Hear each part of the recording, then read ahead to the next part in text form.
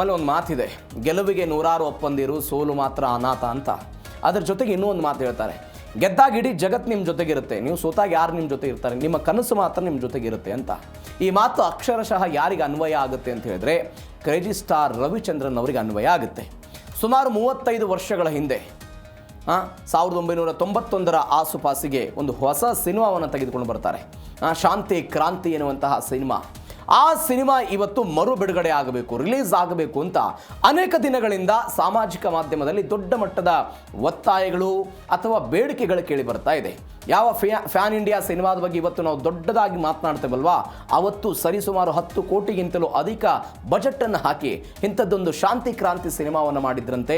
ಆ ಶಾಂತಿ ಕ್ರಾಂತಿ ಸಿನಿಮಾ ಅವತ್ತು ಸೋತಿತ್ತು, ಆದರೆ ಇವತ್ತು ಗೆಲ್ಸೋದಕ್ಕೆ ರೆಡಿ ಇದ್ದೀವಿ, ಮತ್ತೊಮ್ಮೆ ಅದನ್ನು ಮರು ಬಿಡುಗಡೆ ಮಾಡಬೇಕು ಅಂತ ಜನ ಒತ್ತಾಯ ಮಾಡ್ತಾ ಇದ್ದಾರೆ. ಹಾಗಾದರೆ ಏನೇನಾಗಿತ್ತು ಶಾಂತಿ ಕ್ರಾಂತಿ ಹಿಂದಿರುವಂಥ ಕ್ರಾಂತಿಕಾರಕ ಕಥೆಗಳೇನೇನಿದೆ ಎಲ್ಲದ್ರ ಬಗ್ಗೆಯೂ ಕೂಡ ಡೀಟೇಲ್ ಆಗಿ ನೋಡ್ತಾ ಹೋಗೋಣ ಕ್ವಿಕ್ ಆಗಿ.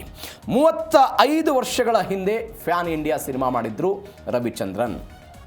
1989ರಲ್ಲಿ ಶುರು ಮಾಡ್ತಾರೆ. ಸುದೀರ್ಘ 2 ವರ್ಷಗಳ ಕಾಲ 1991ರಲ್ಲಿ 4 ಭಾಷೆಗಳಲ್ಲಿ ತೆರೆಗೆ ಬರುತ್ತೆ ಈ ಸಿನಿಮಾ. ಏಕಕಾಲಕ್ಕೆ ನಿರ್ಮಾಣ. ಅದು ಕನ್ನಡ, ತಮಿಳು, ಹಿಂದಿ ಎಲ್ಲ ಭಾಷೆಗಳಲ್ಲೂ ಕೂಡ ಚಲನಚಿತ್ರ ಆಯಿತು. ನಾಗಾರ್ಜುನ್ ಇರ್ತಾರೆ, ರಜನಿಕಾಂತ್ ಇರ್ತಾರೆ, ರವಿಚಂದ್ರನ್ ಎನ್ನುವಂಥ 3 ದೈತ್ಯರ ಸಂಗಮ ಆಗುತ್ತೆ. ಭಾರತೀಯ ಚಿತ್ರರಂಗದ ಇತಿಹಾಸದಲ್ಲೇ ಇಂಥದ್ದೊಂದು ಪ್ರಯೋಗ ಮೊದಲಾಗಿತ್ತು ಮತ್ತು ಕೊನೆಯಾಗಿತ್ತು. ಯಾವುದೇ ತಂತ್ರಜ್ಞಾನ ಇರಲಿಲ್ಲ, ಏನು ಇಲ್ಲದೆ ಇದ್ದಂತಹ ಸಮಯ. ಕೋಟಿ ಹಣವನ್ನು ಖರ್ಚು ಮಾಡಿದಂತಹ ಸಿನಿಮಾ ಇದು. ಅವತ್ತು ಇಡೀ ಬಾಲಿವುಡ್ ಕೂಡ ಸ್ಯಾಂಡಲ್ವುಡ್ಡನ್ನು ಕಂಡು ಬೆಚ್ಚಿ ಬಿದ್ದಿತ್ತು. ಪ್ಯಾನ್ ಇಂಡಿಯಾ ಪರಿಕಲ್ಪನೆಗೆ ನೈಜವಾದಂಥ ಅಡಿಪಾಯವನ್ನು ಕ್ರೇಜಿ ಸ್ಟಾರ್ ರವಿಚಂದ್ರನ್ ಅವರು ಹಾಕಿದ್ರು. ತೆಲುಗಿನಲ್ಲಿ ಅಕ್ಕಿನೇನಿ ಅನ್ನುವಂಥ ಸಿನಿಮಾ ಬಂತು, ತಮಿಳಲ್ಲಿ ನಾಟಕ್ಕು ಓರು ನಲ್ಲವನ್ ಅನ್ನುವಂಥ ಒಂದು ಸಿನಿಮಾ ಬಂತು. ಅದಾದ ನಂತರ ಹಿಂದಿಯಲ್ಲಿ ಸೂಪರ್ ಸ್ಟಾರ್ ರಜನಿಕಾಂತ್ ಅವರು ನಟನೆ ಮಾಡಿದರು ಶಾಂತಿ ಕ್ರಾಂತಿ ಎನ್ನುವಂತಹ ಚಿತ್ರ. ಆ ಚಿತ್ರವನ್ನು ಇವತ್ತು ಒನ್ಸಗೆ ನಾವು ನೋಡಬೇಕು ಅಂತ ಜನ ಬೇಡಿಕೆ ಇಡ್ತಾ ಇದ್ದಾರೆ. ಇವೆಲ್ಲದರ ನಡುವೆ ತಂದೆ ಹೋದರೂ ಕೂಡ ಕುಗ್ಗದ ಕ್ರಾಂತಿ. ಅವರ ತಂದೆ ಈ ಸಿನಿಮಾ ಚಿತ್ರೀಕರಣ ಆಗುವಂತಹ ಸಮಯದಲ್ಲಿ ಮೃತಪಡ್ತಾರೆ. ವೀರಸ್ವಾಮಿ ಅಂತ ಮಧ್ಯರಾತ್ರಿಯಲ್ಲಿ ಹಾಡಿನ ಶೂಟಿಂಗ್ ವೇಳೆ ಸೆಟ್ ಹಾಕಿರ್ತಾರೆ, ಖರ್ಚು ಮಾಡಿರ್ತಾರೆ, ಎಲ್ಲವೂ ಕೂಡ ಆಗಿರುತ್ತೆ. ರಾತ್ರಿ ಸಮಯದಲ್ಲಿ ಇದು ಶೂಟಿಂಗ್ ಆಗ್ತಾ ಇರುತ್ತೆ. ರಾತ್ರಿ ಸಮಯದಲ್ಲಿ ಶೂಟಿಂಗ್ ಆದಾಗ ಅವರ ತಂದೆ ಮೃತಪಟ್ಟಿರುವಂಥ ಸುದ್ದಿ ಬಂದ್ಬಿಡುತ್ತೆ. ಆದರೂ ಕೂಡ ಕಣ್ಣೀರು ಬರುತ್ತೆ. ಆ ಕಣ್ಣೀರನ್ನೇ ಒರೆಸ್ಕೊಂಡು ಈ ದುರಂತ ನಾಯಕ ರವಿಚಂದ್ರನ್ ಇದ್ದಾರಲ್ಲ, ಕ್ಯಾಮ್ರಾ ಮುಂದೆ ನಿಂದು ರೆಕಾರ್ಡ್ ಮಾಡ್ತಾರೆ. ಯಾವ ಕಾರಣಕ್ಕಾಗಿ?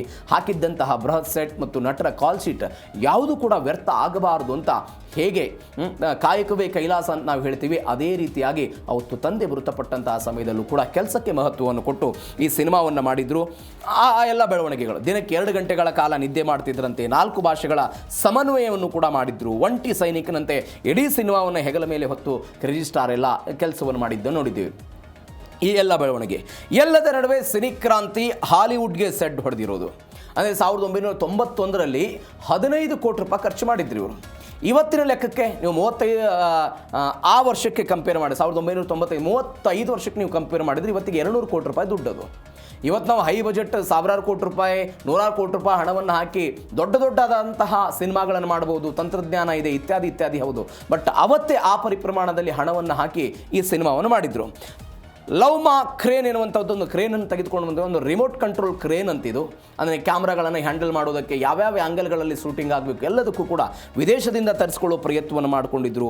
ಅಂಗಾಂಗ ದಂಧೆಯ ಬಗ್ಗೆ 33 ವರ್ಷಗಳ ಹಿಂದೆ ಒಬ್ಬ ವಿಲನ್ ಇರ್ತಾನೆ. ಆ ವಿಲನ್ ಈ ಅಂಗಾಂಗ ದಂಧೆಯನ್ನು ಹೆಂಗೆ ಮಾಡ್ತಿರ್ತಾನೆ ಅನ್ನುವಂಥ ಒಂದು ಚಿತ್ರೀಕರಣ ಮಾಡೋ ಪ್ರಯತ್ನವನ್ನು ಮಾಡಿ ಸಮಾಜಕ್ಕೆ ಒಂದು ಸಂದೇಶ ಕೊಡೋ ಪ್ರಯತ್ನವನ್ನು ಈ ಸಿನಿಮಾದಲ್ಲಿ ಮಾಡಲಾಗಿತ್ತು.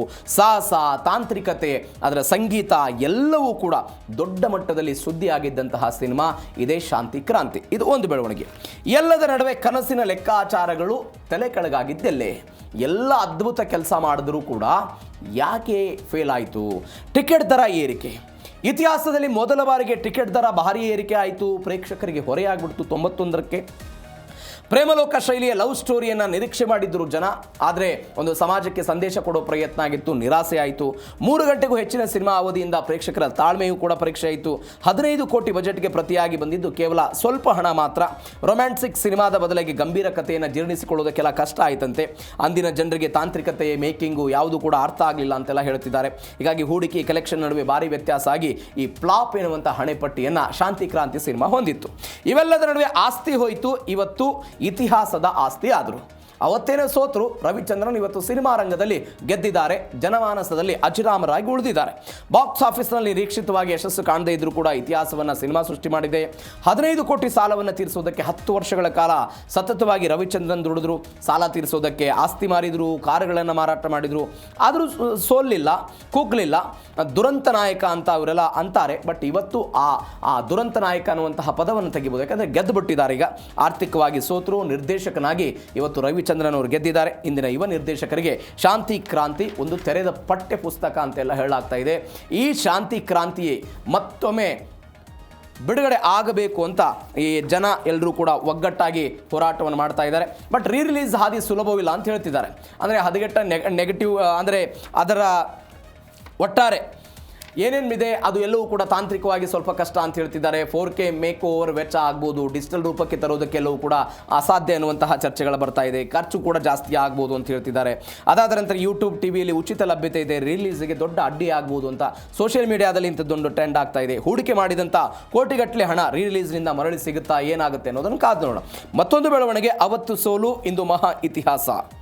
ದಿ ಶೋಶಾಂಕ್ ರಿಡಪ್ಷನ್ ಅಂದು ಫ್ಲಾಪ್ ಆಗಿತ್ತು, ಇವತ್ತು ಜಗತ್ತಿನ ನಂಬರ್ 1 ಸಿನಿಮಾ ಆಗಿದೆ.